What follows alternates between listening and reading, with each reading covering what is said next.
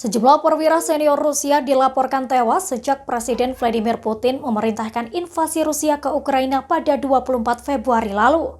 Tingkat kematian para pemimpin militer Rusia itu telah mengurangi kemampuan Moskow untuk merencanakan dan menggelar operasi militer. Tewasnya para pemimpin Rusia itu juga menjadi pukulan bagi pasukan di garis depan. Analis militer independen Pavel Lusin, seperti dilansir The Moscow Times pada Sabtu 7 Mei 2022 mengatakan, setiap kematian seorang jenderal membuat angkatan bersenjata Rusia kurang efektif. Hingga 2 bulan lebih sejak invasi dimulai, sebanyak 12 jenderal Rusia telah tewas di Ukraina, menurut laporan The New York Times pada Kamis 5 Mei 2022. Angka itu 2 kali lipat dari jumlah jenderal yang gugur dalam aksi militer Uni Soviet selama 10 tahun di Afghanistan. Biasanya butuh lebih dari 15 tahun mengabdi di dinas militer untuk menjadi seorang jenderal. Dan mereka yang memegang posisi itu dapat memimpin puluhan ribu prajurit.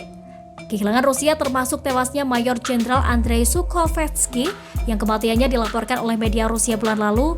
2 letnan jenderal yakni Yakov Rezantsev dan Andrei Mordvichev juga diklaim tewas oleh pihak berwenang Ukraina dalam serangan di pangkalan Chornobaivka dekat kota Kherson yang diduduki Rusia. Moskow sendiri menolak klaim itu dan menyebut kematian Mordvichev sebagai berita bohong. Jaringan televisi Channel One milik pemerintah Rusia lalu menyiarkan pertemuan antara Mordvichev dengan pemimpin Chechnya Ramzan Kadyrov di kota Mariupol yang dikepung. Salah satu alasan tinggi angkanya kematian itu adalah karena perwira Rusia diwajibkan untuk melakukan perjalanan ke garis depan lebih sering dibandingkan dengan para perwira militer barat.